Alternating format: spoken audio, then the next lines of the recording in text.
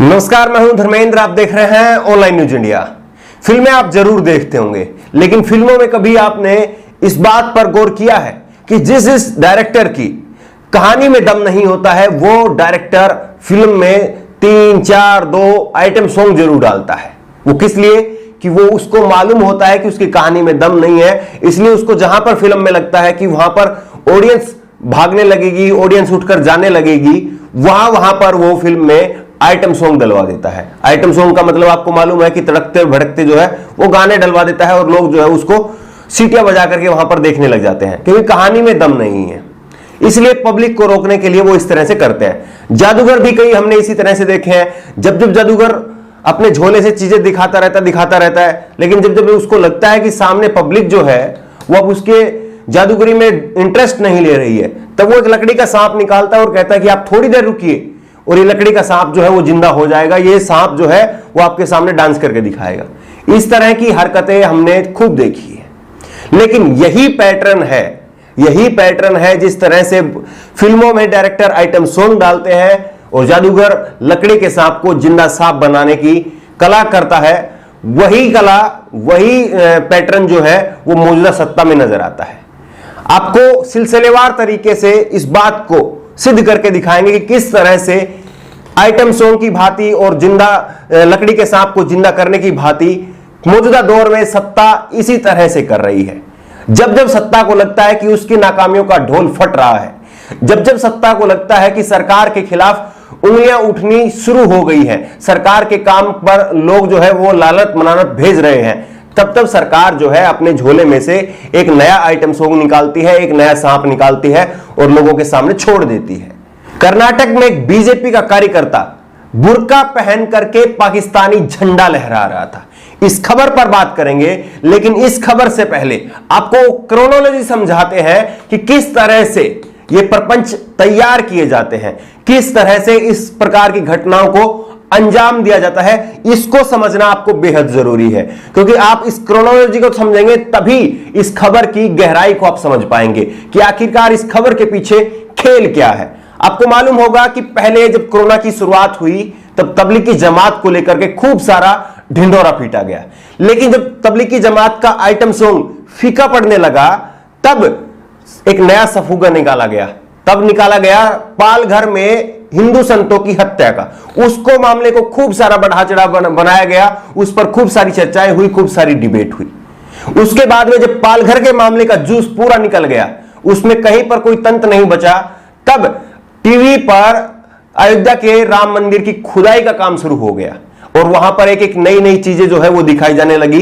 और अब आप देखिए कि चीजें वो गायब हो गई है। तो क्या अब खुदाई बंद हो गई है या वो चीजें दिखनी बंद हो गई है? लेकिन क्रोनोलॉजी है, आप इस क्रोनोलॉजी को समझिए। कुछ दिन तक वो जरूर चला, लेकिन उसके बाद में फिर गोदी मीडिया को लगा कि नहीं, अब इसका भी जो है असर कम हो रहा है। तब दीपक चौरसिया और सुदर्शन न्यूज जैसे जो एंकर हैं, उन्होंने मेवात में, हरियाणा में हिंदू वहीन गांव होने का मुद्दा उठा दिया कि मुसलमानों की वजह से हिंदू पलायन कर रहे हैं। बताइए ऐसे समय में कितने सैकड़ों हजारों करोड़ जो है वो मजदूर पलायन करके चले गए, उसमें हिंदू भी थे।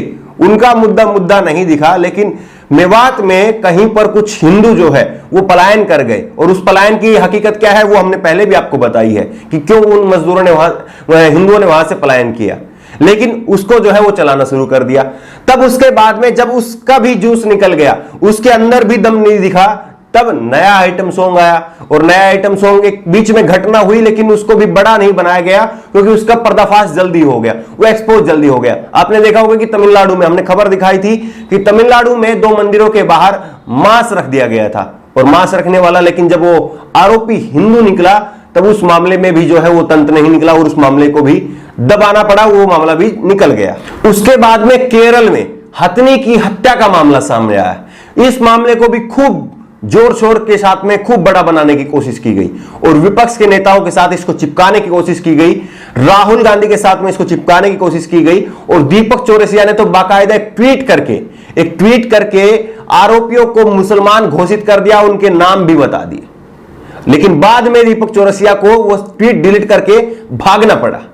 तो सोचिए कि किस तरह से नए आइटम सॉन्ग जो है वो निकाले जाते हैं, नए आइटम सॉन्ग जो है वो आपके सामने प्रस्तुत किए जाते हैं, ताकि आपका ध्यान उसमें उलझा रहे, पब्लिक का नशा जो है वो टूटने ना पाए। इसलिए एक के बाद एक इस तरह की घटनाएं वो आपके सामने लाई जाती हैं और आपको उन घटनाओं के अंदर उलझाया जाता है।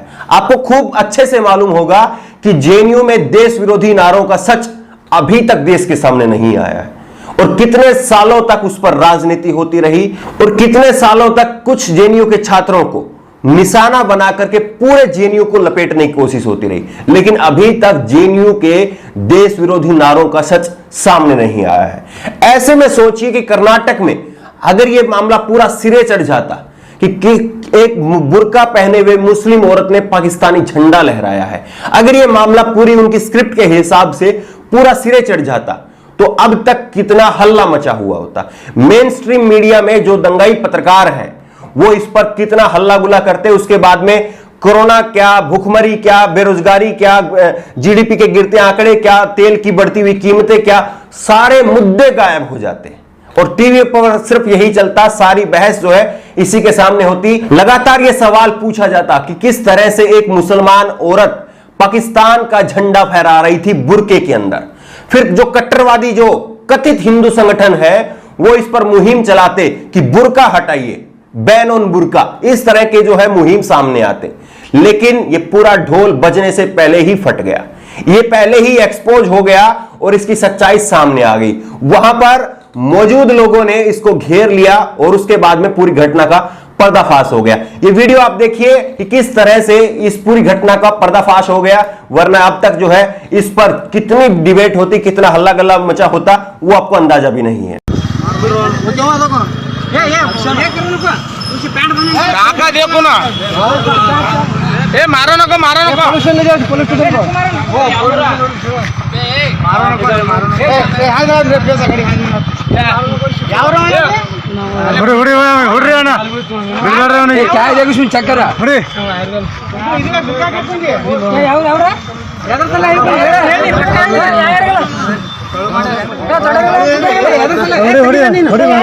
ಯಾದ್ರ ಸಲ ಹೇಗೆ ಬಂದಿ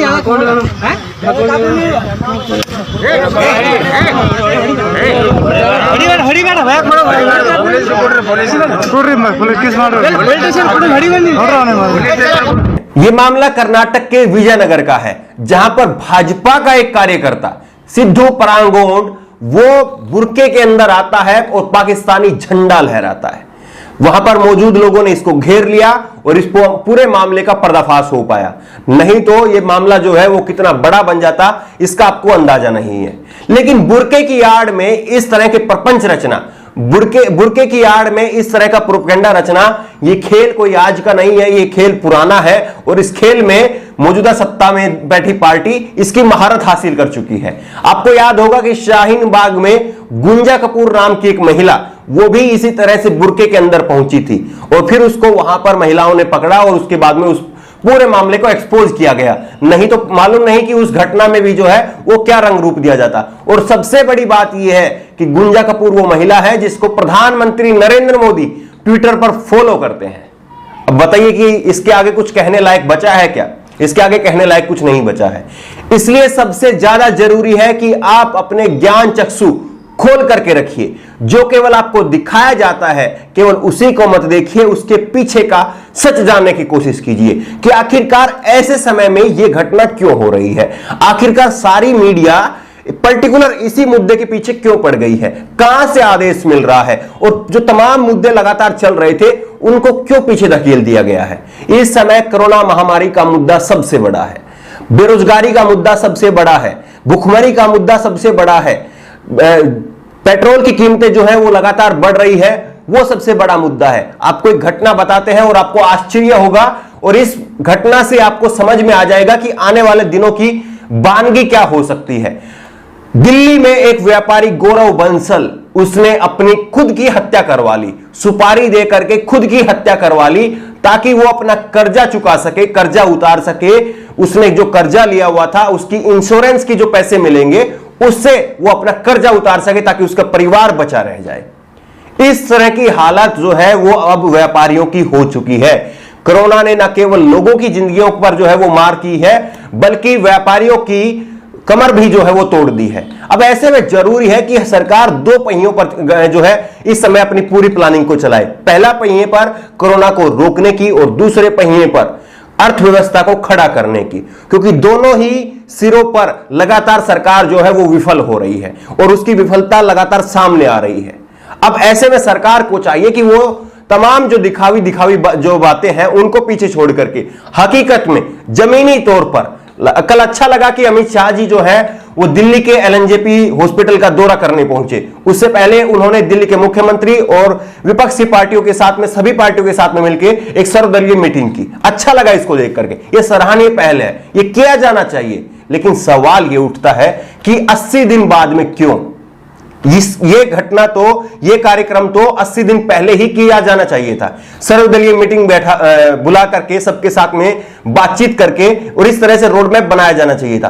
अब अमित शाह जी कह रहे हैं कि 3 दिन में जो टेस्टिंग है वो डबल हो जाएगी और 6 दिन में फिर उससे और डबल हो जाएगी। तो अब ये क्यों? सवाल ये उठता है कि अब क्यों? जब जिस तरह से कोरोना लगातार धीरे धीरे बढ़ रहा था, उसी समय उसको क्यों नहीं रोका गया?